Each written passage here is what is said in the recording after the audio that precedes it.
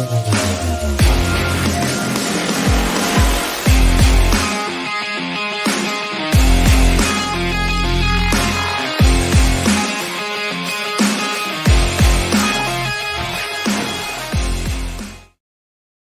everybody, and welcome to a brand new episode of the Hot Mic here on the Outlaw Nation channel.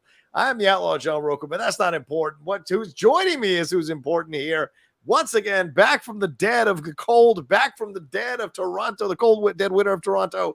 It is the insider himself, Jeff Sneider. How are you, Jeff? Johnny boy, I'm back, baby. Willis Reed style. If you had asked me to do this podcast at 11 a.m. today, I would have told you to go fuck yourself. Yeah, right. Yeah. I was dying. I thought I was going to die. Wow. That's strong statements. But you feel fine now. Dude, I rallied. A puke and rally. Oof. And a couple pukes and rallies. Normally I eat during this podcast. You guys will see me like nibbling on whatever it is because we're brought to you by Goldfish secretly. And you won't see me eating anything today because I can't keep a goddamn thing down. Was it from, do you think you got it from Toronto? Like, was it the festival crud, like they like to call it? I don't think so. I don't think I have COVID, and I don't think I have the flu. I'm going to test for COVID in a sec. But God, I hope you don't have COVID. After this podcast. But I don't think it's either of those things. I think I was legitimately exhausted. And dehydrated. Right. And fuck, dude. It was a rough morning. It started about 6:30, and I started coming out of it around 1. And you were having tough travel issues already on top of that. So it was a 16-hour travel day. 16 It's a 4-hour or 5-hour trip from LA to Toronto. 16 hours. Part of that's my own fault in doing, but at the same time, dude, these delays that the travel industry puts people through, it's insane. Yeah.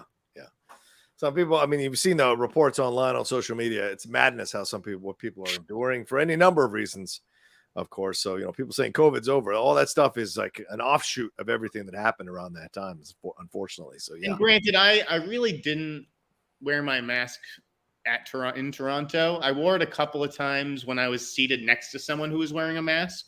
Out of respect.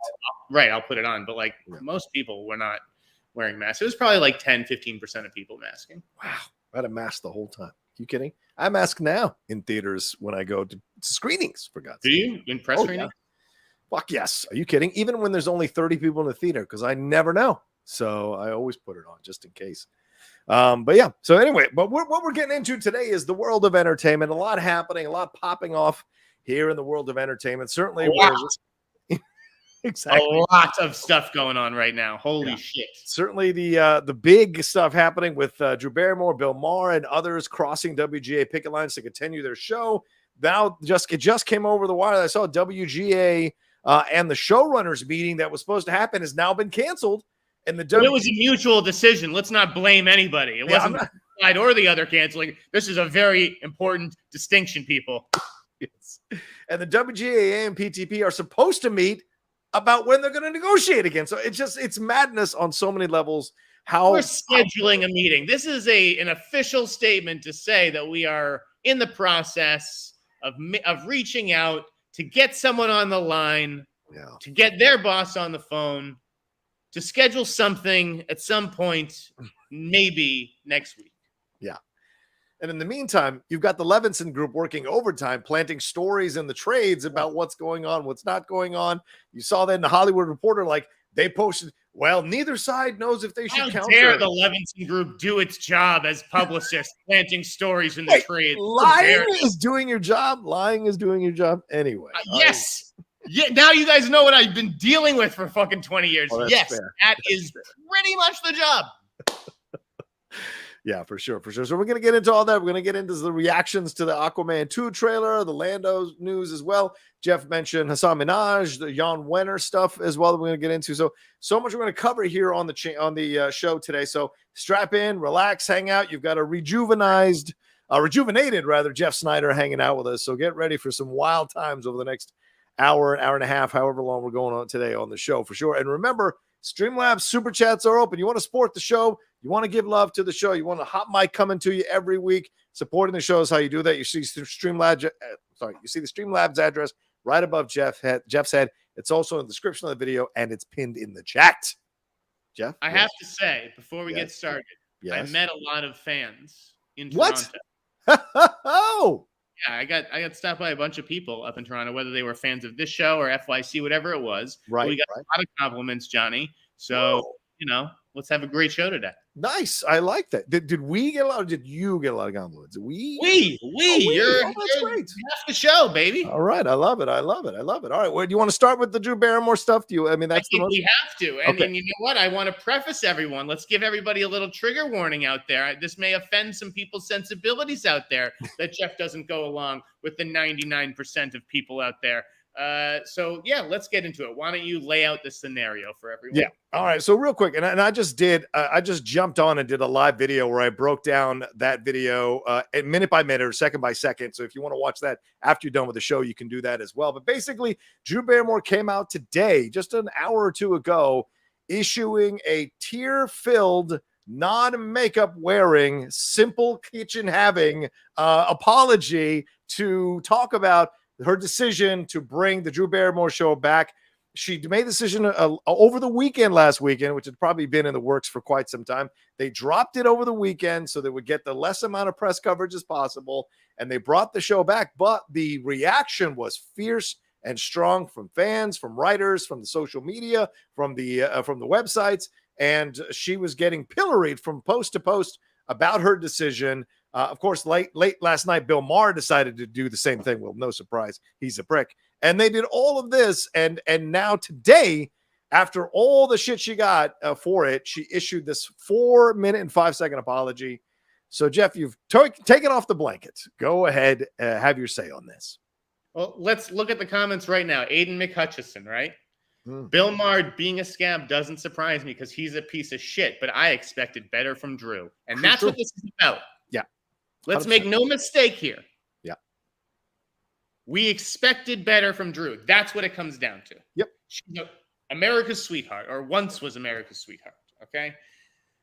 Let's be clear about what picket lines. It's the Writers Guild strike, not the SAG-AFTRA strike. Yeah. Why is that, John? Because she's SAG-AFTRA's under a separate contract. That's right. With the daytime talk show hosts and the hosts, they're under different things. And she's considered a SAG-AFTRA person, not a WGA person. The writers on her show are the WGA people. And in fact, the co-head writer of the show called her out on Daily Beast yesterday, talking about she can make a better decision right now.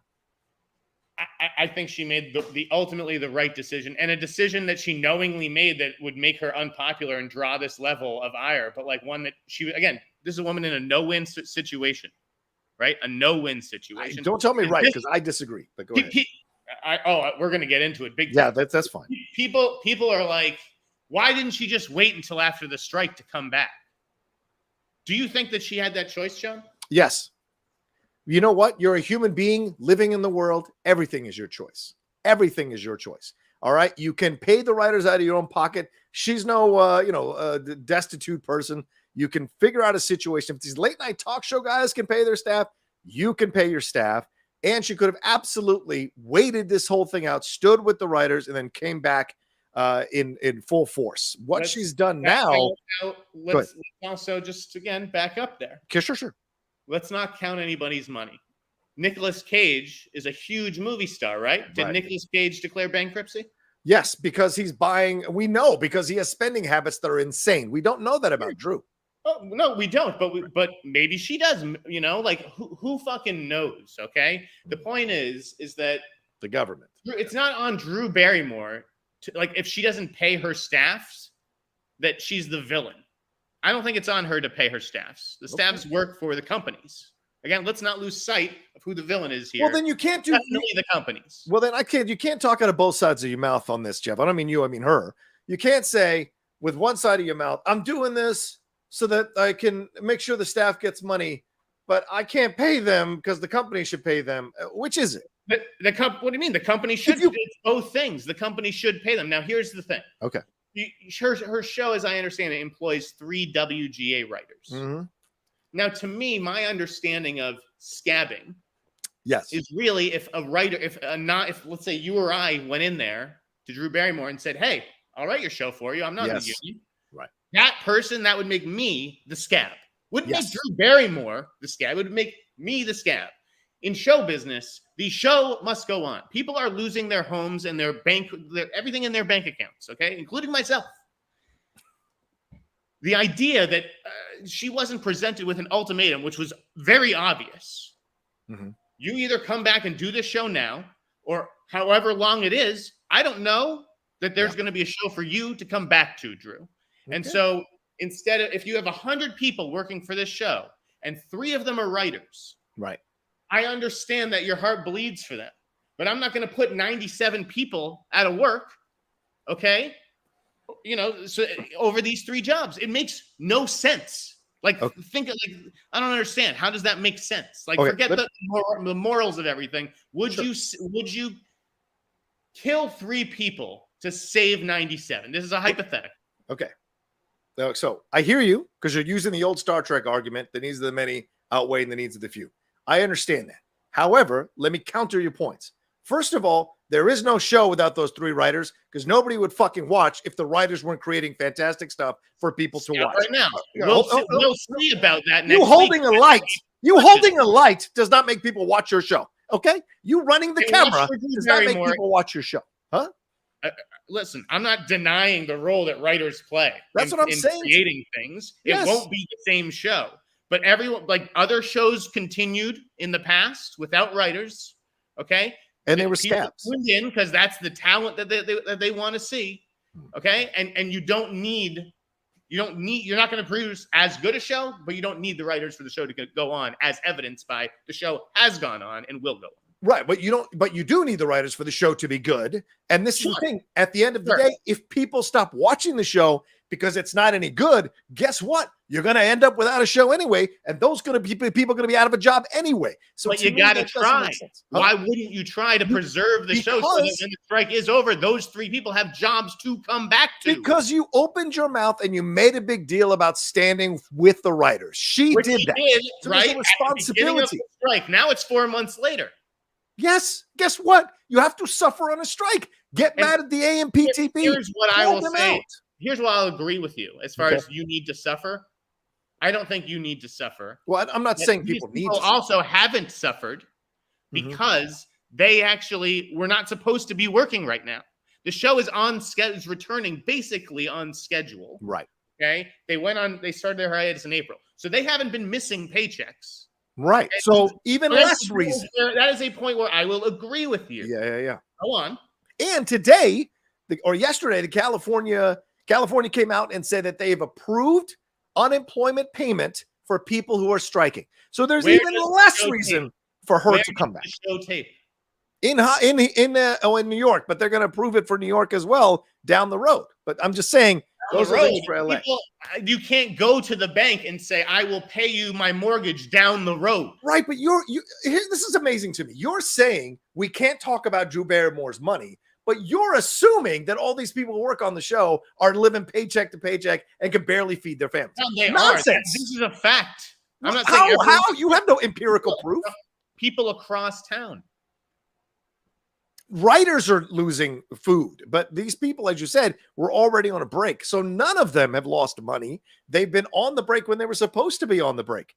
And so Drew came back. Drew coming back now, because to me, this is very short-term thinking. It's, I've got to provide for my people. Fuck that I'm screwing over thousands and thousands of writers and possibly causing infighting within my own union and the issues, and giving the AMPTP even more strength to hold out even longer to starve us all out. When cracks start to happen, when people give in, this is scabbing, and this is what's going to happen. Because I'm telling you right now, Jeff, they're not going to improvise the fucking show and go off the cuff like we do. They're gonna have somebody writing the show. And the second a producer puts pen to paper or types away on their little computer, or Drew does the same thing, you're scabbing, because you're doing the job that a writer would normally do. That's fucking scabbing. You weren't hired to fucking write the show. You weren't hired to do that. So that's scabbing. It's not fucking rocket science. And regardless of her apology saying that it's complex, these issues, it's fucking nonsense. It's very simple. So you would rather her say, you know what, we're just not going to do the show because we're not going to do it without these 3 writers, rather than say this strike could be over next week and these 3 writers are now going to be out of a job. Are we a family or are we not a family? Are we a family or we're not a family? We're a family, but this idea of the whole let's go to the word unity, because that's been batted around obviously lately. Yes. Now the idea that you can get 4 people in a room and they all agree on the same thing, let alone 100,000 people and they all agree on the same thing, is legitimately obviously insane. Yeah, impossible. Okay, this idea that again, and we are on clearly the WGA's side here. Yeah. But you have to look at some of these militant hardcore writers and some of the tweeters, and it's, I'm not going to name names, okay? Right. But it's like these people are not doing themselves or their cause any favors at all. The way that they jumped on Sharon Waxman was frankly disgusting, okay? They go to Sharon when there's actual news, they have to get the news out there, okay? Right. Because the trades won't do it because they are owned by Penske. Right. It's when that's when Sharon has no choice but to put herself out on a limb for the sake of everybody, while the other trades are used, as a counter voice against her. I mean, it's like fucking nuts. Yeah, but they called her out for inaccurate reporting. Huh? She was right. Like she couldn't get the whole story, John, because the WGA didn't respond to her because who knows why? They should be allies. If no one's responding to her, that's why she's asking random negotiating committee strike captains to hey, can you comment on behalf of the WGA? No, they cannot, obviously. So why not? Right. So why not wait till you get the response to post the Because you'll be waiting all fucking day. It's the same reason that I become a pariah in this fucking town, because you can't wait all fucking day. You can't. If you want to have any hope of breaking the story, you have to say, I'm not waiting for them to give it to Mike Fleming or to Crow or whoever the fuck it is, and fucking do it yourself. I go, but you can't cry about being vilified then if that's what happens, because willingly what you're doing is going to get you in trouble. It goes back to Jeff Snyder's #1 rule of reporting, John. These people, they can think that they have any fucking idea what is going on. They're as in the dark as we are. And it's like true. It's true. It's totally fucking true. You're right. I know. I've looked at my own experience. These people have no idea what the fuck they're talking about. Yeah. And it's like, do you really think that they even give a shit? This is all about money, and it's about the shows that they're not getting, not from you guys, but from Ryan Murphy and these other fucking people. Well, Ryan Murphy's actually giving them shows. He's this fucking okay. That's a different story. He negotiated in an interesting way. These other big showrunners, that have been mentioned, Kenya Barris, whoever it is, Berlanti. Yeah, that's who they fucking care about. The show's not coming from. Right. Yeah, but and some people, I see some people in the chat going, well, what about Bill Maher? What about these celebrity podcasters? It's a different situation. Well, Bill Maher is in the same situation, but the other celebrity podcasters, that's something completely different because they're podcasting. So they're kind of coming up, and they didn't have writers on the fucking podcast. It's about access to talent. It's not about the medium, dude. If Leonardo DiCaprio goes and starts a podcast, what are we going to cheer it? Yeah, right. Exactly. What? Yeah. Well, and this is, but also the lunacy here is that Drew says she's going to be. Let's talk about that apology. First of all, it was Mila and fucking Ashton all over again. Let me take this apology in a kitchen that looks really normal, like a kitchen you would have. Let me wear the most muted colors. Let me not wear makeup. Let me break into a little bit of tears at certain moments. Let me bring up my traumatic past and connect it to the fucking. It was so easy to break down the fallacies all over this apology. It's the same playbook that these people have been operating out of for 40 years. Yeah, it's fucking, again, these communications experts, these fucking publicists who are on retainer at $10,000 a month. Yeah. Call me. I'm going to start a consulting business. Call me, call John. It's going to be Jeff and John's Consulting. Done. And we'll tell you how fucking stupid you sound on a scale of 1 to 10. Yes, 100%. Drew Barrymore did herself no favors. I mean, listen, I'm here to defend the situation that she's in. Right. And the decision that she ultimately was forced to make. Yeah. Okay. If she ever wanted to make another decision on that show again, because otherwise there would be no show. It's crazy that was a bad apology. Not as bad as Ashton and Mila, which has now led to his resignation from the board of it's like, what are these people thinking? Yeah. What are you thinking? Well, that's what I'm saying. Like you said, they're caught up in the old school. I think people are so caught up in the Hollywood bubble, man. They don't really understand how normal people see the world and how normal people interpret the world. and how they look at things, and that normal people, thanks to the madness of politics, thanks to Trump and all that shit that's gone on, and the Democrats as well over the last few years, people are much more in tune with their bullshit meters. People see through things much more deeply than they used to before. So TikTok, social media, they create like takedowns all the time. People are scrolling through that shit all the time, seeing takedowns of apologies and what have you. So to think that you can come out with something that's so transparent. I mean, people are already calling out that Jonathan Majors breaking up those two girls in a fight. That was all staged. The two women were staged to fight so that he could break them up to help his PR image. This is the level that we're at. And so you have to operate understanding that level and deliver an apology that's much more authentic and not looking off to the left at the written notes or the teleprompter or whatever. And claiming that you don't have a publicity team was the biggest lie of that whole thing that she talked about. Jesus Christ. It's just like, don't apologize. Yeah, just like do something and don't apologize, because the apology only makes things worse. Yeah, but this was brand saving, Jeff, because as you said, she's America's sweetheart and she has to be seen as America's sweetheart, or you don't have a brand anymore to sell with the Drew Barrymore show. You know, I'm a goofy 10-year-old who falls down on my knees about stupid stuff. This is what she sells. This is authentically who she is.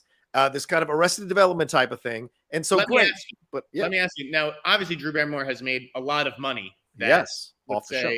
Let's say Stephen Colbert maybe hasn't made, or whatever it is, as an actor in her career. Right. Do you think that she's being paid on the level of those late night hosts?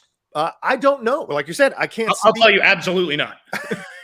Well, I don't There's know. no way those guys get like $20 million a year. Right, but we don't know what she's getting in terms of endorsements for products, because she's always endorsing products on that show. We don't know. As someone who is trying to get more ads on a channel, those things add up as you get more and more products. So we don't know. Like Kelly Clarkson doing the Wayfair stuff, she's probably making money hand over fist doing Wayfair as a spokesman. We don't know what their pay is for that situation. Daytime TV just is not the profit. Like the idea that she was like prolonging the strike by doing the show, like this is what the studios have all been waiting for, the Drew Barrymore show to come back. Like, what? This isn't exactly Jurassic Park or something going forward. Like, but you're being a bit provincial in your criticism, because they were saying that's a sign of more. It's like the first shot across the bow, and then more are going to come over. Has Jennifer Hudson taken any of this flack or any of this? No. There was a comment up above. Yeah, which one? Let's do the Luke Nelson one. Conan O'Brien, I'll read it. Conan O'Brien stayed on the air during the 2008 writers' strike, sans writers, and didn't draw this kind of ire. Clips from this time period were even shared at the beginning of the WGA strike this year. Yeah, I mean, any response to that? Yeah, I can respond to you. He's a comic, and he's a writer. So for him, it's not an issue for him to create his show. He is creating a show. You think Drew Barrymore's writing the fucking Drew Barrymore show? I guarantee you she isn't. You think Bill Maher's writing the Bill Maher show? The fucking he's not.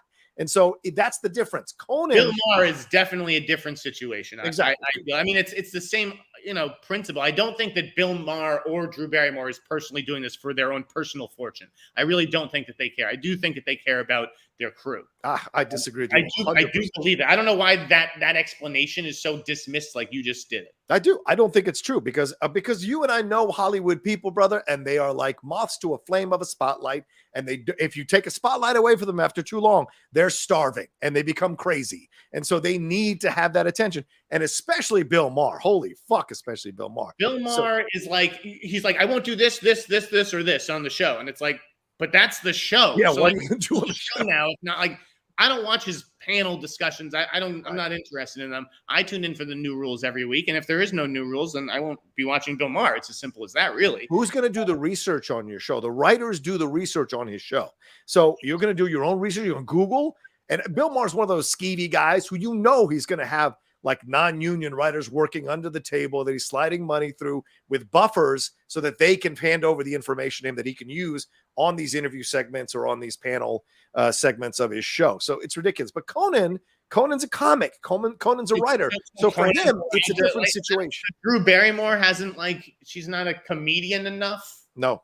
And so she's like, what? She's not a stand-up, brother. Stand-ups and sketch people have that ability. Is she out there doing a monologue? I have never seen the Drew Barrymore show. I can't believe Drew Barrymore goes out there and does a monologue. She does an opening monologue when she sits at the desk. She plays with the dude about the news, and she does all of that stuff to kind of play up, how. So she's not going to, you think that she's going to continue to do that in the same format? Yeah, I think she will actually continue. Totally different show. We'll see. I know we'll see. I'm going to watch because of the headlines, because people before didn't even know that Drew Barrymore had her own show until 2 days ago. That's the other thing. People normally, they don't give a shit. Insane. You're insane. She was big, like Kelly, like Ellen. She is big on this show, dude. What is wrong with you? The Drew Barrymore? You're telling me the Drew Barrymore show is big? How many episodes? How many episodes have you seen, John? The reason nobody cares about The Talk and nobody cares about Jennifer Hudson shows coming back is because they're not at the level of the Drew Barrymore show. That essentially replaced Ellen. Kelly Clarkson and the Drew Barrymore show have essentially replaced Ellen, which was massive. So both of those ladies are kicking ass on their shows. And so there's a difference here when you look at it. That's why people are upset about it, because she has a massive viewership on that show. That's why I'm telling you that I don't agree with you that it's about the cruise. No, I'm not saying that doesn't an element of it. I'm sure she cares about those people who wants them to be fed. I get it. But she's got a huge viewership, and she wasn't putting butts in seats anymore, Jeff. No one was going to see Drew Barrymore movies on Netflix or otherwise without her being with Adam Sandler or somebody else. No one's doing it. She found a second life being a host, the ego stroke, the status. People, these are actors. They're not the most secure people. They need that stroke. And when they find it, she was afraid to lose it. And you've kind of tacitly confirmed that they were going to take the show away from her if it went on too long. And so she was afraid that she was going to go back to doing straight to DVD movies or end up on Hallmark, and went and said, no, I got to stay doing the show. That's actually what happened. She's under contract to work. And if her contract she's in SAG, right? And if her contract, right, she has no choice but to do the show that she is contractually obligated to do. Oh, she does have a choice. And by the way, her net worth right now, $125 million. So don't tell me she couldn't have helped him out for a little while, for a few months. So I just don't think it's her responsibility. That's fair. I respect that point of view. Again, you can believe it. It's the companies who are not paying the writers a fair amount. Right. And that's what I just don't get. But the idea that there's this unity and solidarity, and everyone thinks that one thing should happen, we should get everything that we're asking. That's not the fucking truth. That's a lie that's being perpetuated all over social media. Yeah. Okay. There are plenty of people who are willing to concede on several issues in order to just go back to work, because that is what our fucking purpose is. Yeah. Let's be serious. Well, we should be raging at the AMPTP. That's what I mean. She should do a segment on the show against the AMPTP. If she was coming back to use her platform to rail against the AMPTP, that would be great. Maybe she is. I mean, I don't understand. Maybe this monologue that she recorded, maybe that's what it's all about on Monday. Let's wait and fucking see what the format of the show looks like. Well, because we're already getting reports from the Hollywood Reporter, other places, that security is taking. That's what I don't like. Taking people out who are wearing WGA pins. I'm telling you, she's not going to say a fucking word about the strike. That's what I don't like. I do agree with, and fuck the network. If the network is saying you're not allowed to discuss the strike, right, and she's going along with that, fuck that. She is going to go along with that. I'm telling you. I hope she doesn't.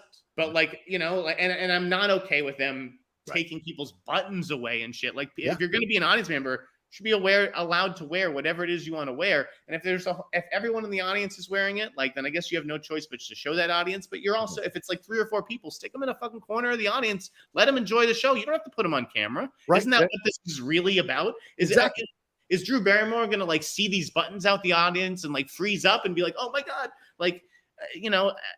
everybody needs to be adults in this situation. So I'm not okay with the security element of it, unless these people are causing a disturbance during taping, which these people weren't. But if they're two students come in, because you see on social media, and I actually clicked the link because I kind of want to do it because I support the writers. Right. Ultimately, where you go online and you request tickets to the Drew Barrymore taping, right? And then you just don't show up and they have no fucking audience for the day. She's staring out at empty seats. That's fucking embarrassing. That would be awesome. When the production staff has to sit in the goddamn seats. That is a kind of funny way to fuck with them. Right. If you're actively disrupting the taping, I think you can't be in the audience. So let me give you not that. That's fair. I agree with you. And that's the way it should go. And because now security, apparently the recent reports yesterday was security is going through people's bags to try to take out any WGA paraphernalia that supports the strike. That's what they're inspecting even more. They've been given a mandate to inspect people's bags for this as well. I know they inspect normally, but for this as well. So that tells you right there. Look, she's an executive producer on the show. Please don't tell me she doesn't know this shit's going on. No, right. No, she needs to take responsibility. If it's going to be the Drew Barrymore show and she's going to like her name's on the fucking title, then yes, you at some point you need to tell your security, you let these people with the fucking pins in. Exactly. Like I don't understand. Again, it's not a black and white thing though. Then that's the thing. Seem to be the only person who can see the gray here. And there is gray. Other people suggest it's just black and white and she's horrible. She's not horrible. I'm not saying she's horrible, but she's doing a horrible thing. There's a difference. I think she's preserving 3 jobs that, people are saying in the comments, oh, well, she's screwing her 3 writers. And it's like, I understand that perspective, but what would screw them even more is if the strike ends in a couple of weeks and these writers don't have a job to go back to. That's what'll screw them. Well, I'm just saying, if you're a writer and you voted to strike, take responsibility for it. You're on strike, not anybody else. And don't tell me, John, that when the costume designers have an issue with their contract, or the visual effects people have an issue with their contract, and they say, we're striking, you think the writers and the actors are going to stop writing and acting? No, they're not. They don't know. I don't know, because I think things have changed, Jeff. We've seen this with COVID, how work empowerment, employee empowerment has really come and been a big thing in our society. People demanding to be paid more. People not wanting to work shit jobs for low wages anymore. Things have changed, for God's sakes. Yahtzee supporting the writers. No one fucking saw that coming. That is massive. So you want to tell me people who... That's a problem. And when the visual effects people unionize and the studios don't recognize the union or whatever the fuck is going to happen down the line with that. Do you really think that the writers who are under contract now and having just worked everything out, you think that they're going to say pencils down until the visual effects people get a fair contract? Well, to be fair, the visual effects people aren't protesting and refusing to work for the writers. So it's got to be quid pro quo. Or not getting paid as well. Everyone's in this together. Everyone, including us. So it's just, again, the writers have become... something's got to give. And I'm sorry, but there in no world in a negotiation does one side get everything they want. That's not how negotiations work. Right. But what you're seeing from the AMPTP proposals are insulting. So it's like they're purposely moving the line farther and farther away from the writers, to the writers look like they're asking for crazy shit. Come on. The companies are evil. The companies and paying these executives. What are these executives fucking doing right now? They're doing fucking nothing. They're out on their fucking boats and yachts. They've been there all summer. I know a couple of them. They're taking vacations, or they're sitting in the office and fucking around and playing on the internet. That's what you think that they're going to be paid accordingly? No, they're going to get the same $50 million to $300 million that they've fucking always gotten. Right. In fact, there are bonuses now because now there's more cash flow. It's fucking insane. So don't question my allegiance to the writers, but at the same time, don't shit in my hand and tell me it's chocolate. Come on. The fucking writers have to get their shit together too. And there is not unity in everything. Okay. There are very significant issues that people are willing to concede on. Yeah, but we can't be going after the writers and the actors. So when the executives and the fucking studios, that's who we need to be going after. Okay. Sure. And I'm sensing the society starting to turn a little bit on the writers. And I'm like, yes, because they've become no, not you. I mean them, because I know. To me, it's like the studios aren't getting any kind of shit. Why aren't regular folks showing up and calling these studios out? Why aren't regular folks going on social media and going out after these fucking studios? Because they look at Iger, but there's not really that one point person, right? And this is what's getting frustrating. It's the studios who are dragging this out. It is not the writers, it's not the fucking actors, it's the studios. I think things need to get ugly. They're going to get ugly, even more so. Yeah. I do want to say, when Sean Penn though is being you want to fucking think of me and I want one of your daughter.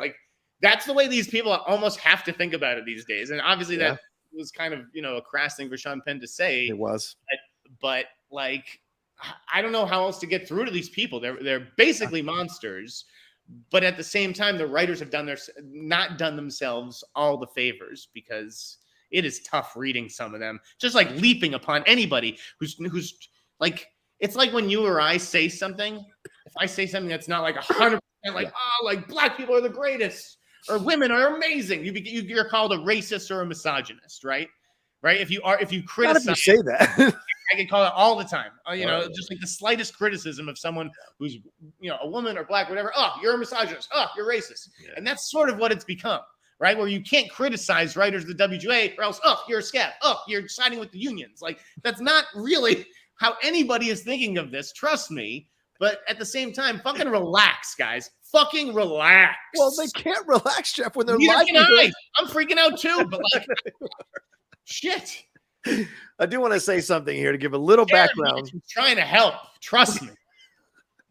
I want to give a little background for my friend Jeff Sneider and any of you other people out there who don't understand how big Drew Barrymore's show is. The syndicated talk show has delivered, and this is as of June of 2023, ladies and gentlemen, has delivered more than 6.9 billion minutes viewed season to date across platforms. That makes it the fastest growing talk show on TV with a 65% increase in total viewers year over year. It was the only talk show to grow from the first to second half in the 2022-23 TV season across key demos, including plus 17% among adults 25 to 54. So that is a big show, like I'm telling you. So it matters. The Barrymore show is now the greatest thing since sliced bread. That is. You know what? It doesn't make any difference because it's still the studios holding those three writers hostage. It's not Barrymore. Right. But I'm just trying to explain to you, this is a big show. You're trying to claim like nobody knew about the fucking show. It has over 580 million video views across social media. That's up 72% versus last season's 342 million views. So this is a growing, massive juggernaut of a show, which is why people are reacting to it. 342 million views. Yeah, I'd like that too. Anyway, all right, let's get on. Let's take a quick break, Joe. We've gone on about 40 minutes on this one, and we'll be right back to talk some more stuff here on the hot mic.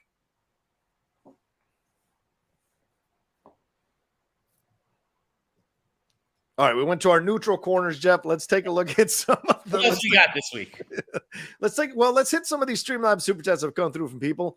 NLSFC 96, nice Transformers logo there, says, totally agree with Jeff. There's more nuance to the situation, not scabbing.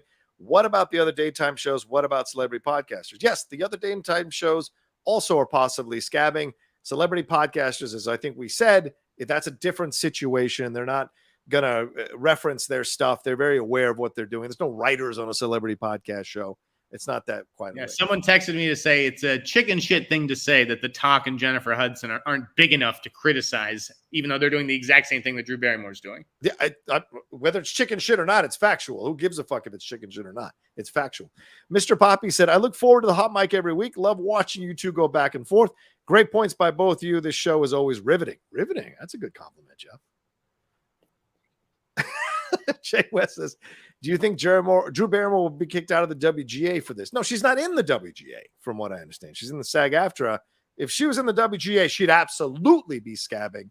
It's a different situation here. So I don't think she's in the and I wrote for LA Mag this week. If you guys want to go and read that piece about Drew Barrymore, the people I reached out to said she's going to have a tough time booking guests. Yes. Yes, like, there's no question about that. But at the same time, you don't have to interview actors, and those kinds of people. You can interview athletes or just teachers and doctors and just like regular people, musicians. Yeah, you want to save your brand for America's Sweetheart. Interview normal people about what's going on in their world, and that's what she's going to do. And the cynical part of me is like, that's so dirty, but she's going to do it. Tim Sims says, with actors and writers protesting the AMPTP, Starbucks workers organizing unions, UPS Teamster drivers threatening to strike, and recently auto workers now striking, the big three U.S. automakers, 2023 is certainly the year of labor. Yeah, that's what I'm saying to you. It's a whole nother ball game out there right now with workers. They feel this desire to stick it to these motherfuckers who've been sticking it to them for so long, for decades in this country. And you want some kind of resolution to all of this that breaks the dam once and for all and gets people adequately paid, gets people in a better situation, shrinks that divide between the haves and have-nots. And I think more and more people are really finding an impetus to protest and strike and join unions against this kind of stuff. Jeff. Hey, I feel the exact same way. I feel like the man's been sticking it to me for 20 years. What man is that, Jeff? What man is that? The proverbial man. The proverbial man. All right, Love said this week 2 rumors about who will direct the next James Bond movie. First says that Nolan's the first choice and he wants to do 2 movies. Second is that Matthew Vaughn is the first choice. What have you heard? Who do you want? Jeff, real quick. Again, as I've said before on the show, the time is now if you're going to do Chris Nolan. Chris Nolan is how old? Isn't he like 55 or something? Fuck you. That's not old. I'm not saying that it is, but like, do you really wait 10 years? Yeah, no, it's true. Like, get a hold of this character again. The stars have aligned. It is time to reboot it. You just did a movie that is not necessarily an action-heavy movie, right? You may very well win an Oscar for it, and I don't think you make a decision on this, frankly, until Oscar season. And maybe that's why we're hearing Matthew Vaughn, is because maybe they need someone to make a decision. We can get started on this. We can't wait until March, especially with the strike and everything. Like, we want to have this up and running soon, or at least have an idea of where it's going. So, maybe that is why we're starting to hear these Matthew Vaughn rumors. And I personally really like Matthew Vaughn, and I've heard good things about his movie with Henry Cavill. Yeah. Citadel? Is that what it's called? Or? No, that's the Russo Brothers series. My bad. Why am I blanking on it? Union or something? I forget what it's called. Anyway, Mr. Kang says, totally agree with Jeff. I think the situation is more nuanced. The narrative is now to pile on instead of looking at the whole story. Don't know what else she could do. I mean, I literally gave you a 500 of the things she could do, brother. Why don't people call? Oh, you haven't. The thing that you said that she could do is either say we're going to wait until after the strike, if she had that option. But you don't know if she has that option. Go ahead, Or she said, okay, we're canceling the show. Right. So that's 2 options. Well, and one of which may not have been on the table. But we don't know what the production company has told her. You're assuming that they've told her, if you don't come back, we're going to kill the show. You don't know what they've told her. And why can't you think the production company was totally fine, just like we're not going to have anything in that spot? Maybe. I don't know. Why don't people call out The View, Jennifer Hudson, and Sherry shows? They have called them out. It just hasn't been as big of a reaction. And again, it's because people see Drew as America's sweetheart. It's a different type of view situation. It has nothing to do with Drew being a white lady and therefore more of a target for social media scorn than a woman of color? No, I think there's more levels to this in that, the reason she probably has a massive following is because she's a white lady, just like Kelly, just like Ellen, just like Rosie O'Donnell. Those are those places. Oprah has a massive following because she's a white lady. What are you saying right now? I'm saying to you that helps. That's the reason that gets her a bigger audience sometimes. Oprah is the exception to the rule, So there's a difference here when you look at it. Plus, with The View, you've got a number of stand-ups who work on that show who are quite fine working off the cuff. It's not the same kind of a situation. I don't know the situation with Jennifer Hudson, so I can't speak to that, or Sherry. I can't speak to that either. But to me, this is a bigger deal because she's got a bigger audience. It's a bigger strike across. Whether it's chicken shit or not, it's the fucking truth. Two Dope Boys says, Rocha, thoughts on The Rock confirming there were legit plans to face Roman at WrestleMania this year that fell through last minute. He then teased a possible match at Mania 40. Looks like Cody's not finishing that story anytime soon, LOL. No, I just think The Rock right now is on a blitz. And so he's talking about, like, he's going to be on college football this weekend on ESPN to pump up Deion Sanders as the coach of the University of Colorado. So he's on a press right now, and he's promoting all this stuff. He's trying to counter some of the criticism as well that went on with the Maui situation with him and Oprah starting that fund and them being rich as shit, but asking other people to donate, like regular hardworking Americans, to donate to this fund. So I think he's trying to counter that by being around and doing press and being a nice guy. So that's where I'm going to interject. Go ahead, please. Do you have a show where you talk about wrestling? I used to. We canceled it a month ago, but yes, I used to. Why? Okay. Is this the venue to take wrestling questions? Should we be taking wrestling questions? Well, look, if they're paying, I'm just saying, if they're paying, I'm going to read their question. If they're paying, right? If they ask you an FYC question, I'm going to fucking read it. Yeah. Yeah. All right. Anyway, that's it. Let's move on. What do you want to talk about, Jeff? That's all. Keep sending in your Streamlabs super chats. Are you talking about the Jann Wenner stuff? Yeah, please. I don't even know what this is, so please surprise me with it. What is Jann Wenner? First of all, Jann Wenner, he has like this book coming out. It's called like The Masters, and it's like interviews or like pieces on 7 people that he chose, and he just so happened to choose all white men. Now, again, I don't really have a problem. Happened to choose, Jeff. Okay, all right. Again, But again, the way that he explained it was horrible. You need to see this. This is like it's just like Can I pull it up? Is it on the Twitter? And listen, if you ask me to like name like 7 like key figures of my childhood, they'd probably all be white people. I mean, unless it was like really? You wouldn't say Eddie Murphy or Michael Jordan? No, I might say you cut me off. I was going to say Reggie Lewis. Oh, sorry. Yeah, Reggie Lewis. Yes, of course. Yeah, if there was a person of color, it'd probably be Reggie Lewis. But like, it'd be like Adam Sandler. Or, like it'd probably be a bunch of fucking white guys. I'm going to defend Jann Wenner's right to highlight 7 white guys when they're Bruce Springsteen and Bono and Mick Jagger or whatever. If these are the people that he's closest to, like if he can't do a major section on like Stevie Wonder. Or some other people who they mentioned in this article, like so be it. But it was his explanation that was just like, what? He was like, yeah, like Sam Cooke and people and Curtis Mayfield, like these people aren't articulate enough, and women have never been articulate enough about their own position in rock music. And it was like, dude, what are you talking about right now? Isn't this the guy that Patrick Fugget was essentially based on in Almost Famous? Isn't that, or is that that's Cameron Crowe? Oh, that is Cameron Crowe. Oh, but Jann Wenner was the publisher of Rolling Stone for years. Yeah. That's Wenner Media. Now he publishes Air Chat, which I don't think is that good. It was just like the most tone deaf explanation, and you can hear him trying to like rationalize it. Yeah, dude, hunt down these tweets because you would have a field day with this shit. I'm reading it right now. The people had to meet couple. He goes, "Oh, stop it! You're telling me Joni Mitchell is not articulate enough on an intellectual level? I'm going to let you rephrase that." So yeah, he's saying it's not that they're creative genius. It's not that they're inarticulate.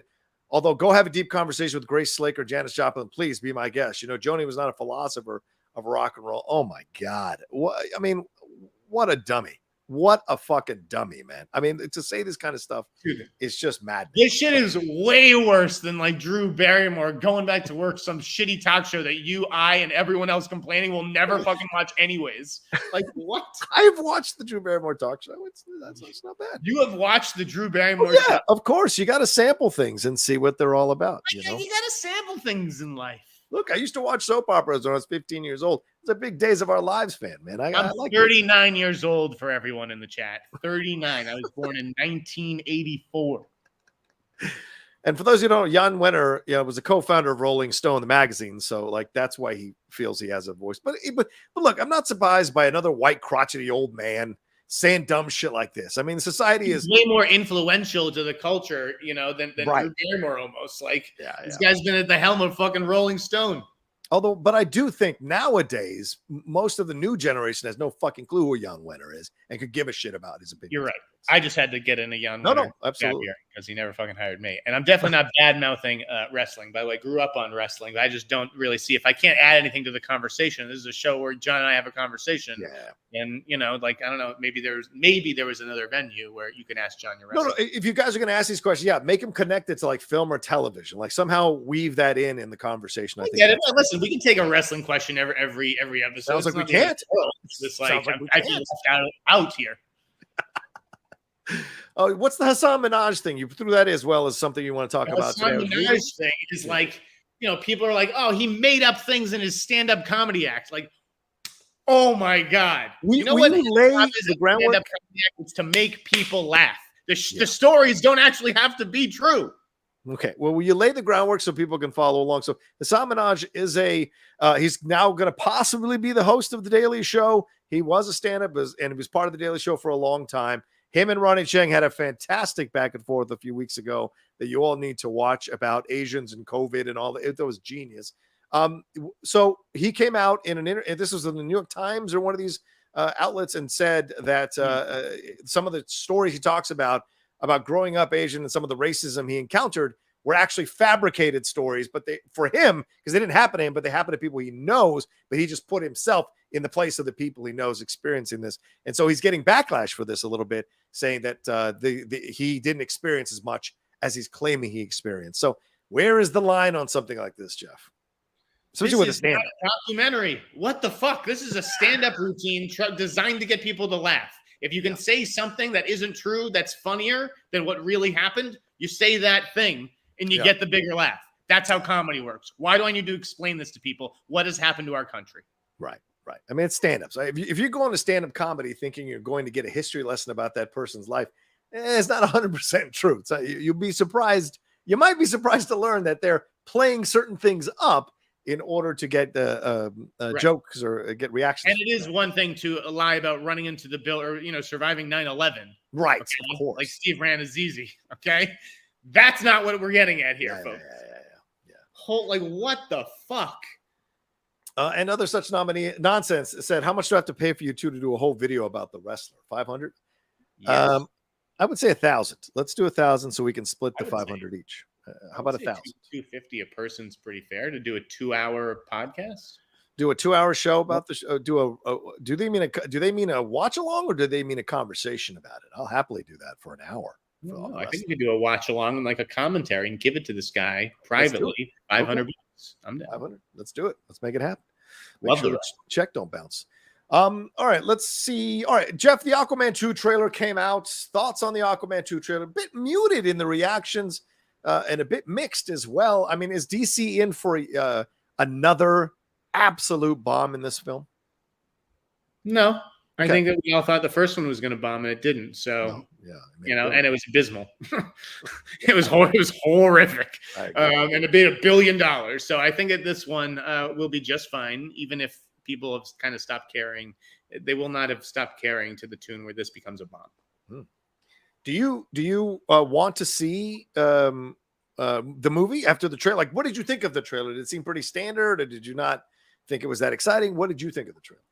This is much anticipated. What do I remember from the trailer? A bag of Skittles. It was just colors. It was just a lot of colors going around in the water. What do I not remember? I don't remember Amber Heard in there very much. She's only in it for one shot. Yeah. Don't remember her in a whole bunch of it. The baby is in it more than she is. Yeah. It looked like an Aquaman movie. Cannot believe we've lost James Wan to this franchise.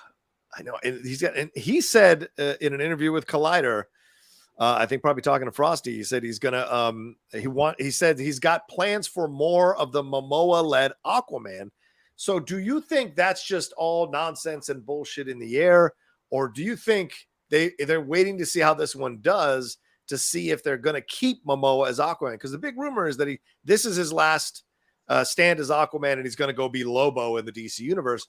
Do you think that Juan is saying that to kind of hedge his bets? What do you think was behind that quote or that comment? I have no clue. I don't understand what is happening. I don't understand why you bring in James Gunn and then keep in half the people who were cast before him. Yeah. I don't understand anything of what's happening at DC.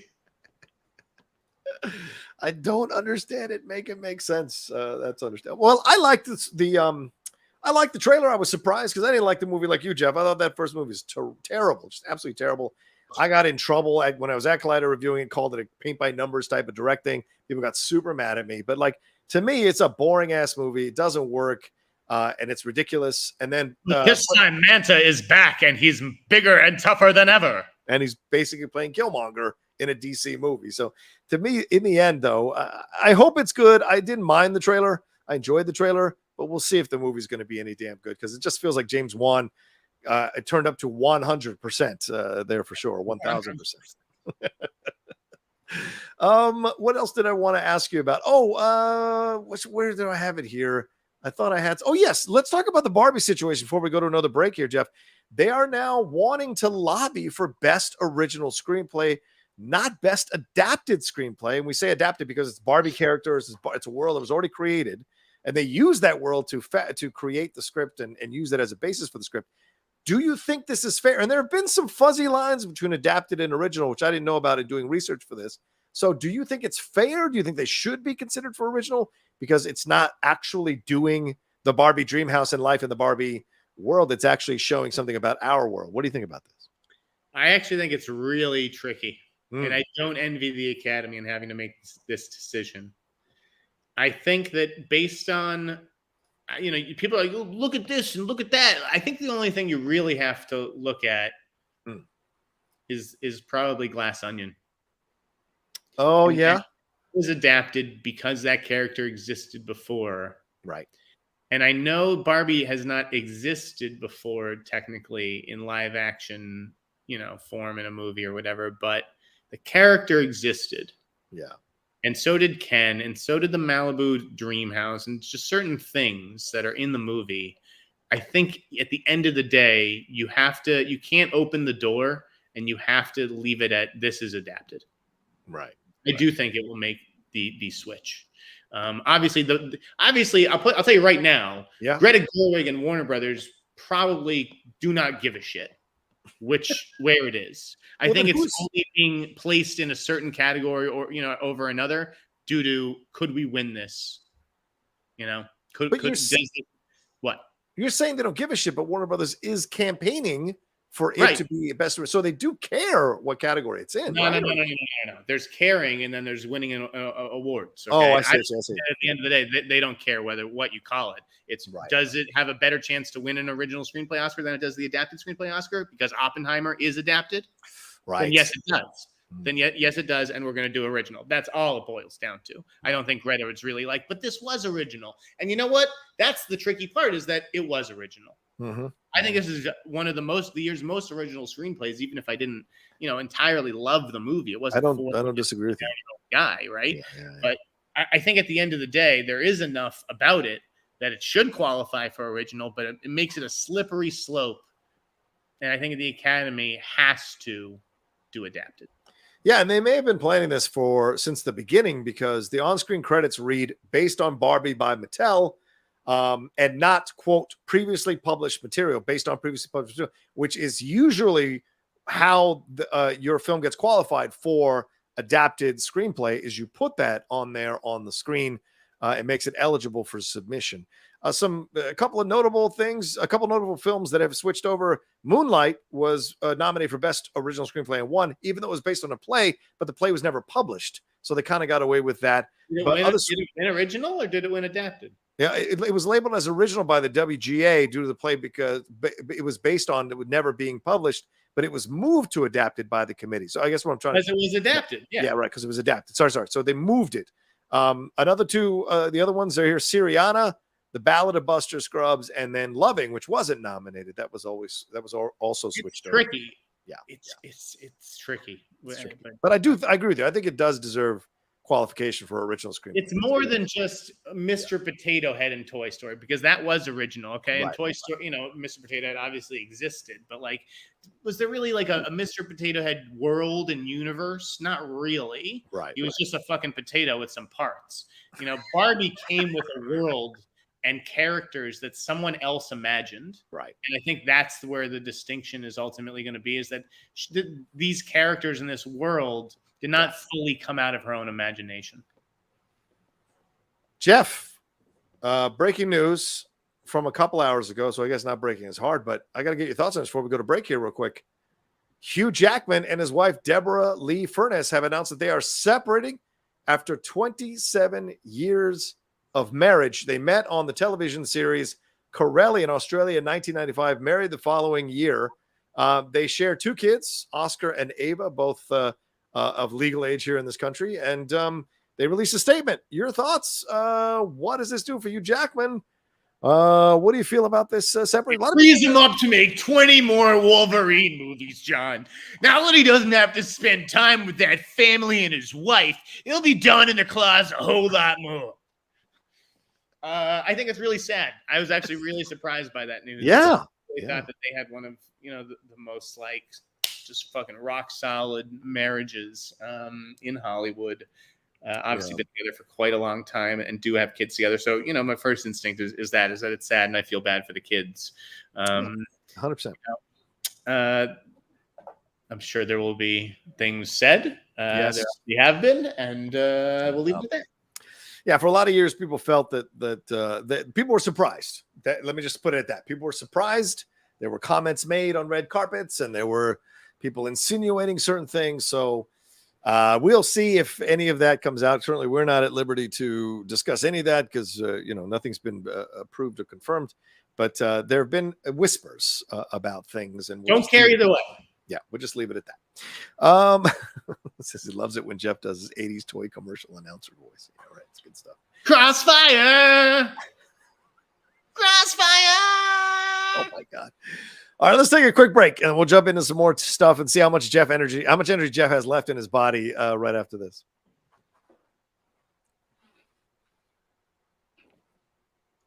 All right, Jeff, we got 500 people watching us right now. Send in your Streamlabs and Super Chats, ladies and gentlemen.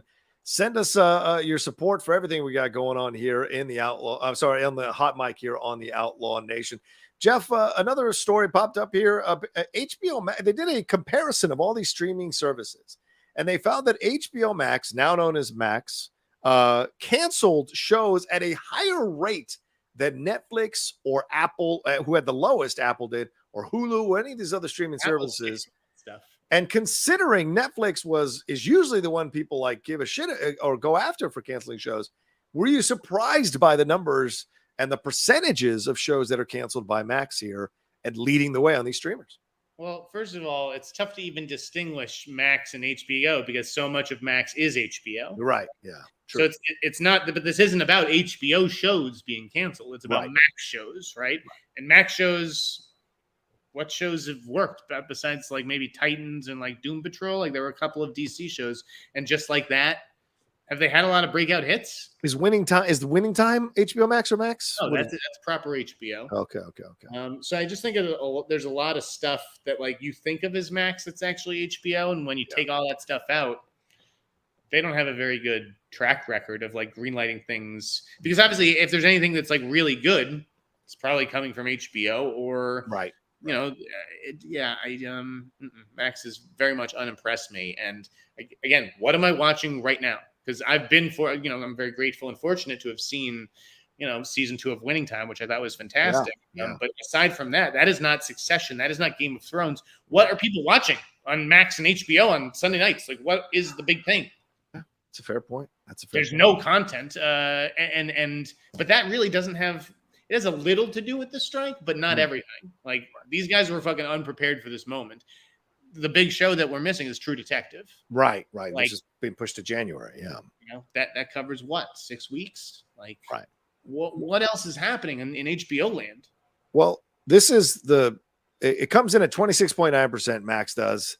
And this is coming from a source. Was it the Show Must Go Off, which is a new report that is an exhaustive statistical analysis that aims to settle one of the most hotly contested debates in TV history. And this is the one, 26.9%. But they're factoring in all the stuff that Max purged off their content streams over the last few months. That's been factored into this. So you can understand why they lead the way, because they got rid of a lot of shows. And I guess they consider that canceled if you're taken off the streaming service, is what they're trying to say. So it's an interesting way that they're going about factoring all this stuff in. Yeah, Minx was one, but Minx went somewhere else, right? Because Sam Levine tweets about that, and he's a recurring character on that show. I think it's on Hulu. I've heard good things about Minx, but Minx was not a hit that drives subscribers. Right. No, that's not a period piece like that is not going to be. But I mean, Apple TV is the lowest at 4.9%. That's pretty incredible. And I think that speaks to the quality of Apple TV content as well, Jeff. Apple definitely sticks with its stuff longer. Yeah, 100%. Sure. Even the stuff that doesn't really work, like Little America still got a second season. I was a huge fan of Little America, had no idea that when season 2 got greenlit or even came out. But so it's like Apple doesn't always give that kind of stuff promotion. Yeah. But they do renew shows. That's true. I want to ask you about this. A new report on Deadline came out that the special effects house, the firm DNEG,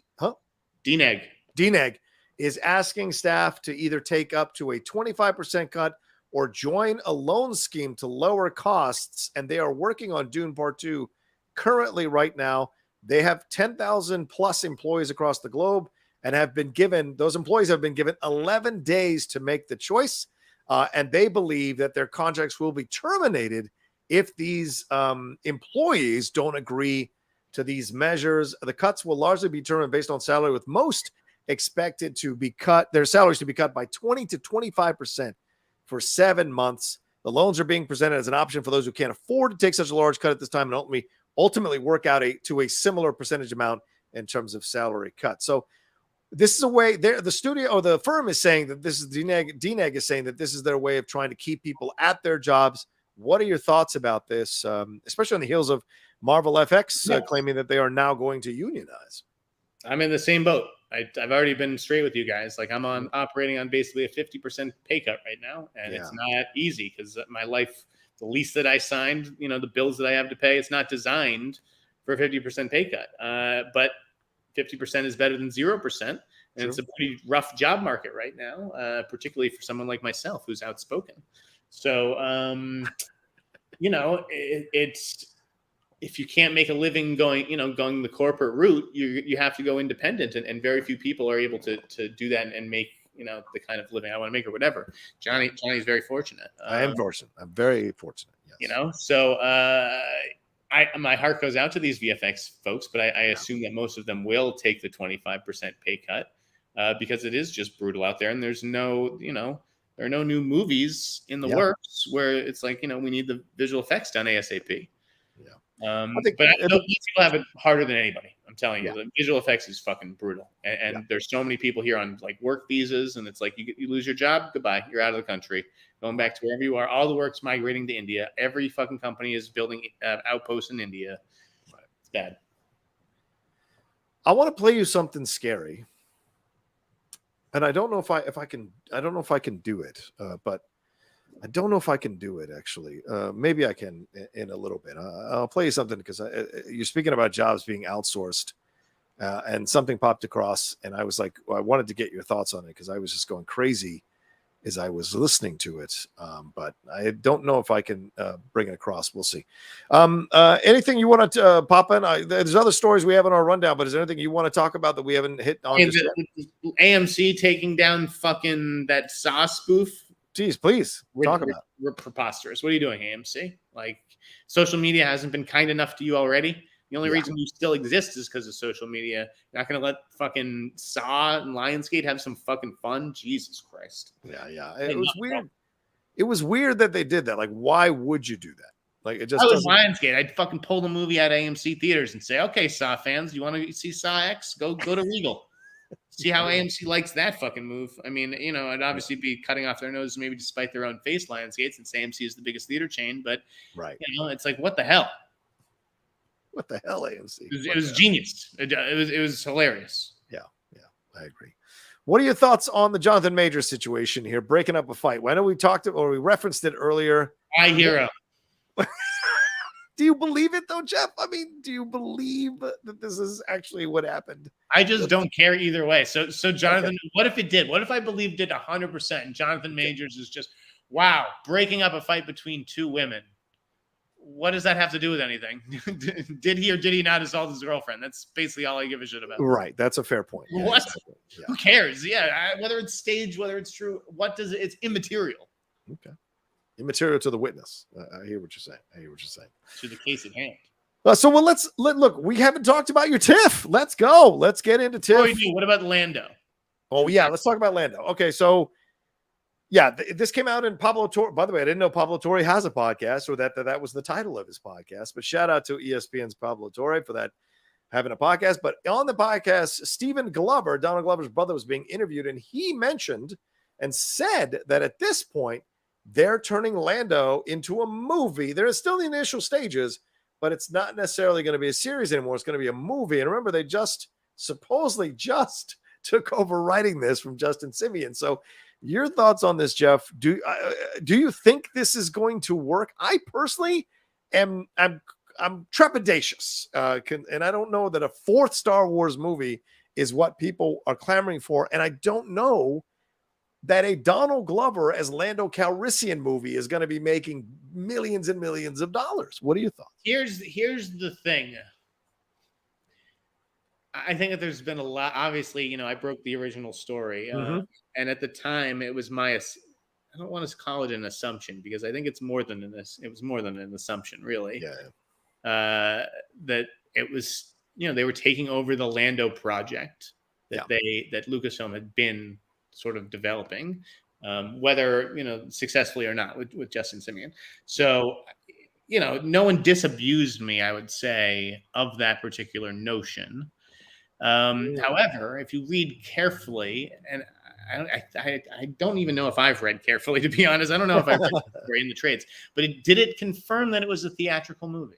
No, he said that that's how they're approaching it. He said Lucasfilm confirmed that. Lucasfilm confirmed his comment. So that was in the Variety or THR. So they are approaching it as a theatrical. Yes, yes. I don't know if that makes sense. I don't know that Donald Glover is a movie star at this point at all. All due respect to my old dear friend. But here's what I understand. This is I'd rather pay for 2 hours of Lando content than 5 or 6 hours, and stretched out, dragged out fucking story like most of these limited series have been. Personally, I think it may make more sense to just do a contained 2-hour Lando spin-off movie. Yeah. Whether that movie really has theatrical prospects, if it depends on its budget, by the way. Right. This may be a completely different kind of Star Wars thing that they're doing, but it would seem to me that a streaming movie might be a little bit better than a theatrical play. This is what he actually said. The actual quote, I want to make sure we get it clear here on the record. He said, Stephen Glover did, "It's not even a show. The idea right now is to do a movie. Right now, because of the strike, it's kind of like telephone, all of the information." And then Lucasfilm confirmed the news afterwards. This is according to Zach Sharf at Variety. So that's what we have to work with. They confirmed that it's going to be a movie. That's what was asked. Right. Hey, is this actually going to be a movie? And they said, yes, it is going to be a movie. Yeah. What is the destination of that movie? I don't know. Good call. I didn't think about that. And here's the other thing. Okay. Here's the thing that we're not thinking about. Because, Disney Plus and Star Wars, and that all makes sense. But what if they made it for Hulu? Well, aren't they separating out from Hulu? They are. I mean, aren't they trying to sell Hulu? They're trying to buy Hulu. They're trying to buy the rest of it. They're trying to buy Comcast 33% stake, and the argument is over how much that stake is actually worth. Right. So I think that by the time that this movie actually gets made and is ready for a release, Disney may already own all of Hulu, and Hulu may have a certain budget for original movies. Right? Because I feel like, there have been big budget original Disney Plus movies like Disenchanted, right? Yes. Things like that. So maybe it is for Disney Plus because that's obviously where all the Star Wars stuff lives, but kind of would make more sense to be a little bit more broader and go the Hulu route. I don't know what the penetration is for the two streamers, though. Also, look, it's, and I'm, God, how can I say this? And I'm thinking out loud. I don't want anybody to come after me on this. Yeah, I have no fucking idea whether it is theatrical or streamer or whatever. I would need to see the numbers. Maybe they feel if they did go the Hulu route, that they could get more reactions from people, like audiences they want to have from Hulu, like more cross section of audience than say Disney. I don't know. So it could be a way to kind of, because there's a lot of shows on Hulu that appeal to the urban market, to people of color, so things like this. You bring that audience in to see a different, because obviously with him and Atlanta and FX and Swarm, which I think was on FX or Hulu, he's got an appeal in the African American community, the Black community. So that could be audience members you want to bring, because I got a feeling they're not going to not make commentary on this film about social stuff that may connect to what's going on in our world. So I would be very surprised if they kept it just Star Wars based type of stuff. So you'd want to go to a platform that's going to understand that. And I think Hulu makes more sense. All right. Should we do my TIFF rundown now? Let's do your TIFF rundown and we'll get to Sean Penn and then wrap this whole thing up. Go ahead, man. Okay. Best thing I saw at TIFF. It's tough to say because there's like great films and movies that are going to be nominated for Oscars and stuff. And then there's just like, oh, this is like a home run for a sick fuck like me.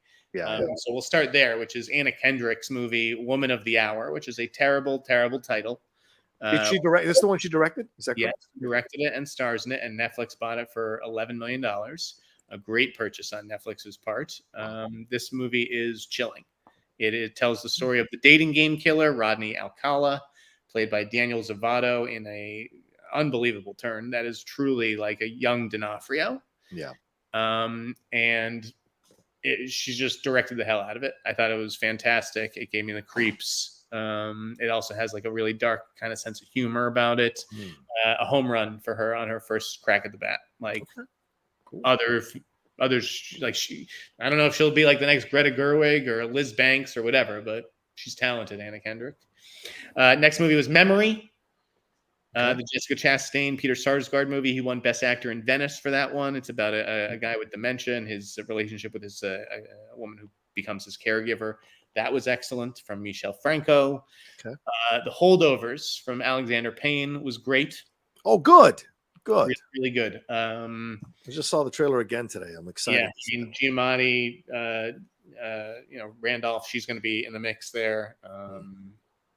Yeah, that was fantastic. So was Naiad, the swimming movie, but the long distance marathons. Oh yeah, Jodie Foster and Annette Bening. Yes, yeah, they're both fantastic. Like, and I was like tired during that movie. That was the last movie of the festival. I think I watched half of it like this. But by the end of that movie, you're like on the edge of your seat. And it's rocky with waves. It is really fucking good. Richard Linklater's movie Hitman with Glenn Powell was like a huge hit in Toronto. That's good. Glenn Powell was, pretty fantastic, and it definitely has the spirit of a Linklater movie. Adria Arjona was also really good. Oh, I enjoyed Reptile, the Benicio del Toro serial killer thriller with JT.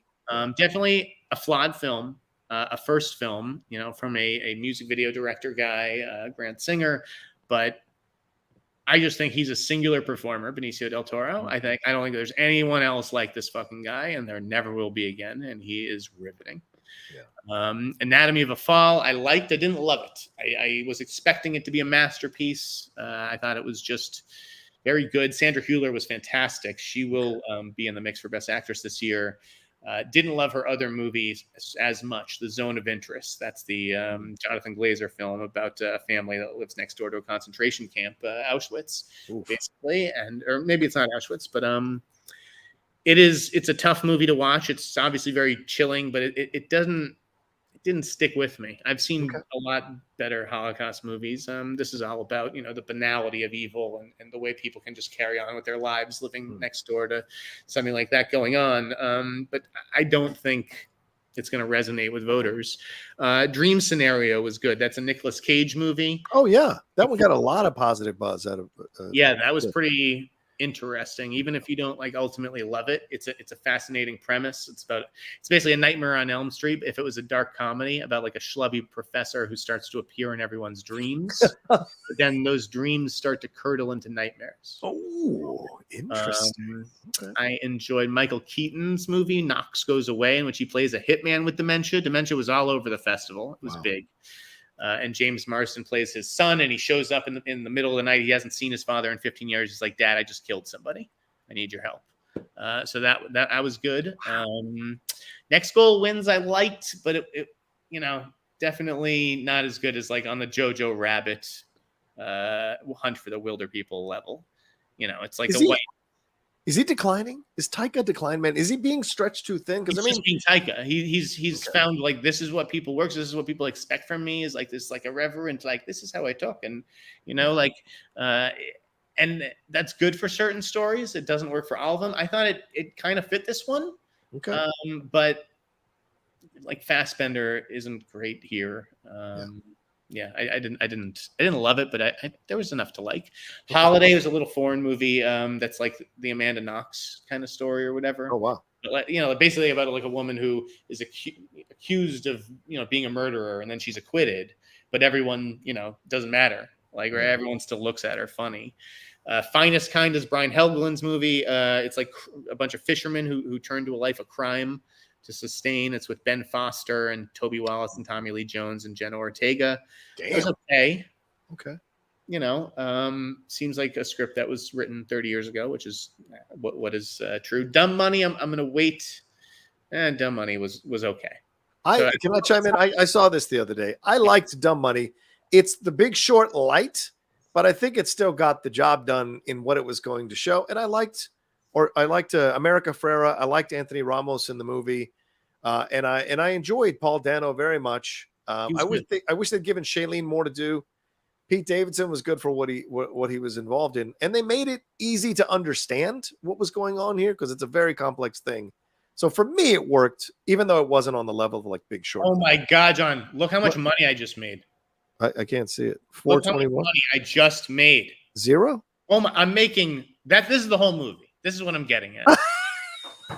This is dumb. This is dumb money. The movie. Oh, people looking at their phones, being like, "Oh, I just made a ton of money." Wait, what? Or they're super rich people going, "Oh, I just lost a ton of money, and now I'm only worth $8 billion instead of $10 billion." It's like, why do I care about this? It's the same reason I never watched Succession. I don't give a shit. Okay. And they did not create characters that really made me give a shit. I thought this movie was entertaining, but ultimately not a good movie. All right. I have to disagree with Jeff, but I mean, Jeff's given his TIFF throwdown. So go ahead, brother. Keep going. I'd recommend seeing it this weekend in theaters. Like, it's worth a watch. It's definitely a fun time at the movies. I'm not saying I had like a bad time with it. I'm just saying, if you're asking me at the end of the day, is this a good movie? Yeah. No. I'm going to tell you something that's going to piss you off. There was a 3-minute standing ovation after the movie was over at my screening. I'm just going to tell you. Why do you think that is? It's these people who bought the stock, and obviously, like, everyone's excited to go see themselves basically on the big screen. Maybe this is going to be a huge hit. Maybe this will be the new model, for things. But I feel like there was just it was rushed way too quickly. It felt like a Wikipedia entry, the movie. Okay. And you could say the same about this next movie. I'm going to say Pain Hustlers with Chris Evans and Emily Blunt, which has been done how many times in the last few years? Like, this story is fucking cooked. Nobody, like, it's a sad tale of fentanyl, but until you like find a new way to tell the story of the opioid crisis, like, just stop. Yeah. Boy Kills World was a midnight movie with Bill Skarsgård. Not for me, although now clearly this guy has an incredible physique. Him and his brother, just like, he's going to make an interesting Crow, which got bought by Lionsgate right before the festival for a good chunk of money. Yeah. The next movie was Daddy-O, which is the Sean Penn, Dakota Johnson movie where they're just in a cab for 2 hours. Like, if you're gonna make a movie where there's two people in a cab, guys, that movie needs to be no more than 93 minutes. Yeah, that's my number. 93 minutes. When you make a 112-minute movie or 102 minutes, whatever the fuck this was, it felt fucking endless.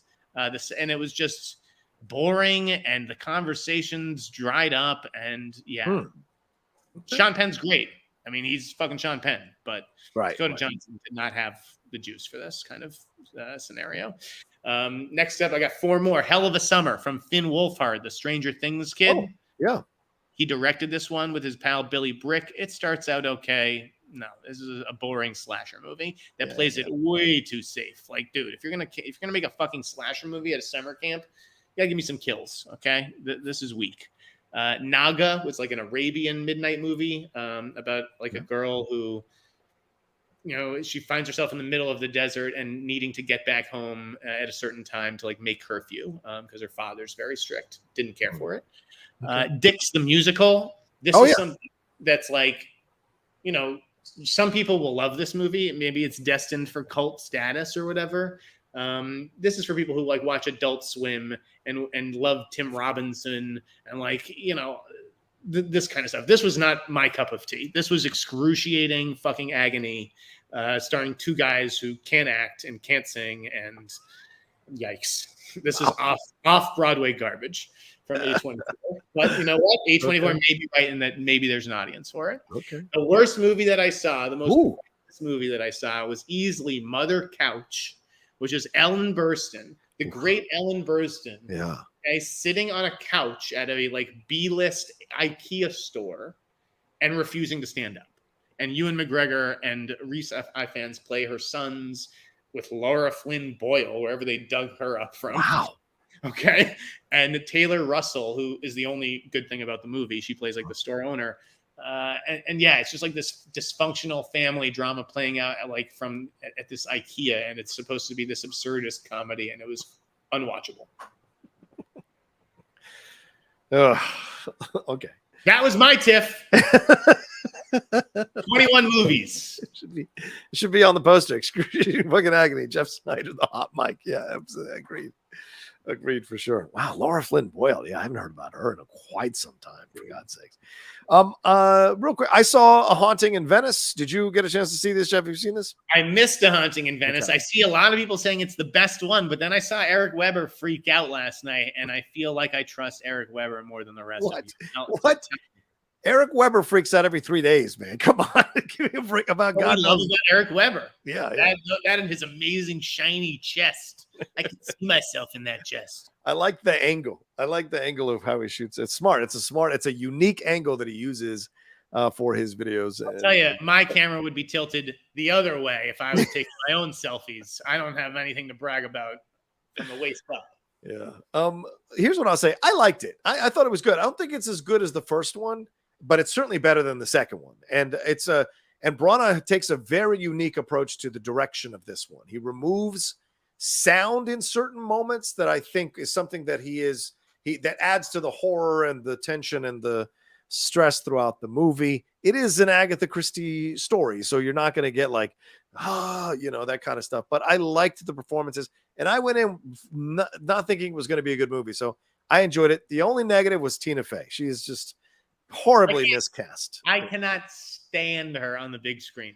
Yeah, she's not a Hollywood actress. Not a movie person. No. She belongs on television. Yeah. All due respect. Someone said Hollywood's so white. TIFF sounds so bland. Oh.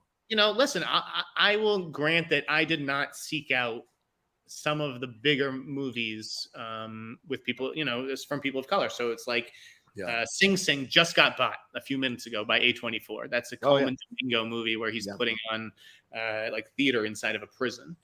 I did not see Ava DuVernay's Origin, and I've heard, there are reviews of Origin that are coming in that are saying like this is a masterpiece, like this is what Ava DuVernay is going to be remembered for, and I definitely want to see it. I certainly respect Ava DuVernay as a director. But I've also heard from some people that like this feels like a 2-hour like lecture. This feels like a thesis paper or something, not a movie. And so I did not make time in my festival schedule for it. But again, I've heard very good things for the most part. All right. Well, maybe those people don't want to hear the information. I don't know. Who knows what the points of views on all. I'm saying there were movies in Toronto that had from major Black artists and starring Black actors and everything. I just did not get a chance to see most of them. Gotcha. Yeah, fair point. Well, we should wrap up here in a second. Jeff, any thoughts on Sean Penn's comments? How he wants to melt down his Oscars and turn them into bullets for the Ukraine? A little much. We get it. We get that you're Sean Penn. We get it. You did the better relief camp and COVID testing than like this. Like how to run a government, maybe even better than our own governor. Yeah. But like. You don't need to go so far. And he's like, well, why are they mad at Will Smith? Why is Will Smith not in jail when I was put in jail for the things that Will Smith did?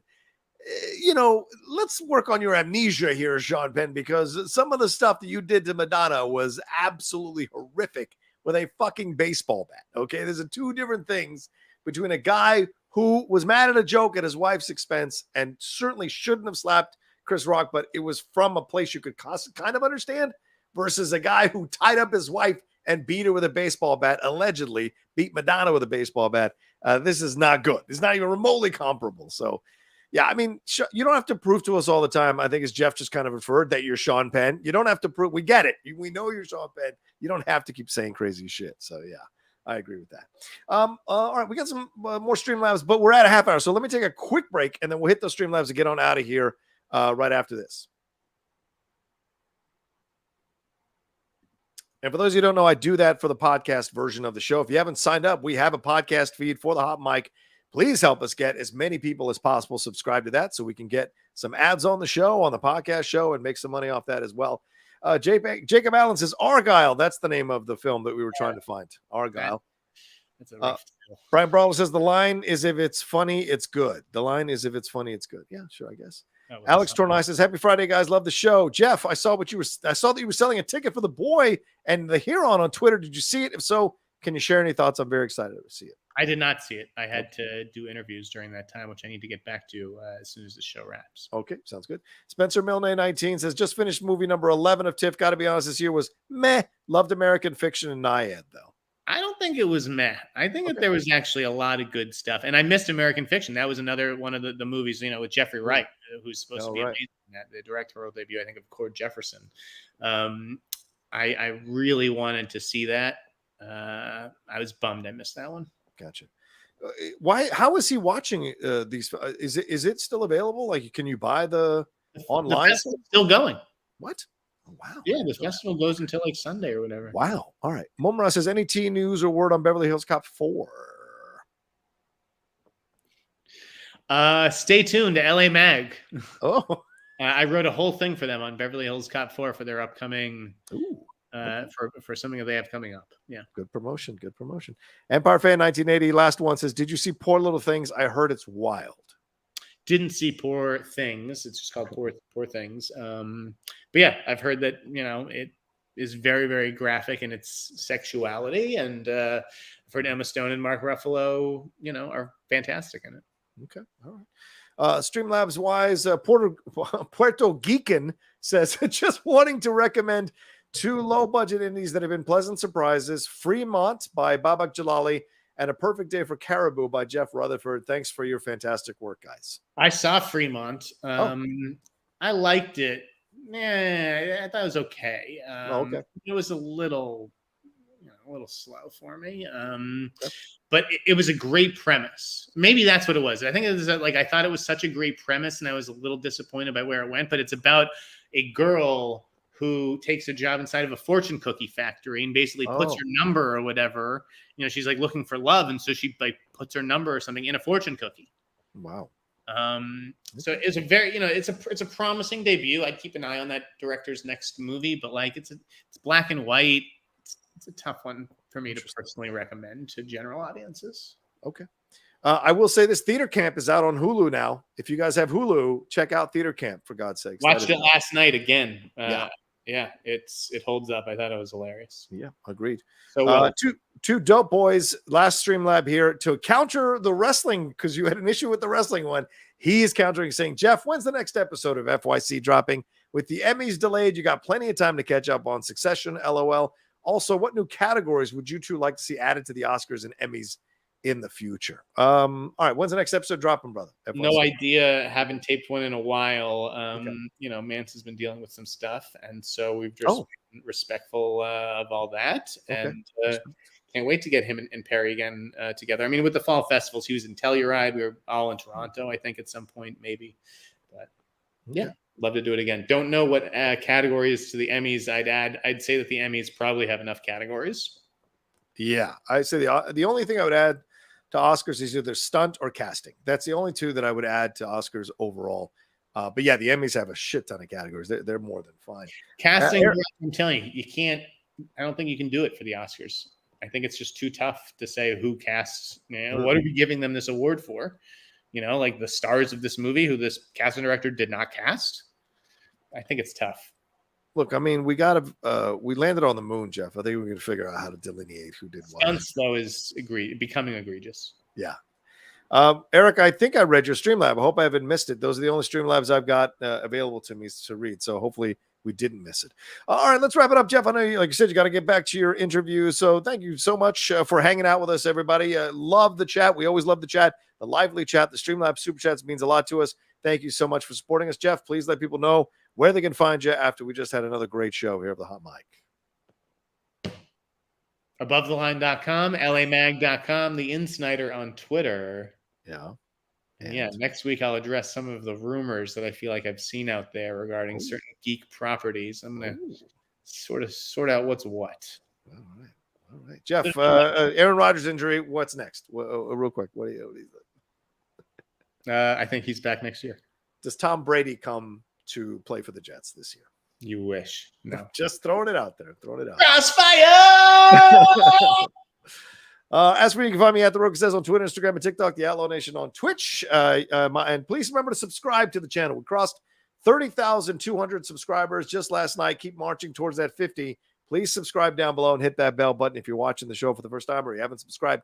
And if you enjoyed it, please feel free to do so. Geek Buddies content is out there. Jedi Way content is out there. More of my content's coming this weekend as well. And you all take care of yourselves. Be well. And we'll talk to you next time with another brand new episode of The Hot Mic. Peace. Thank you.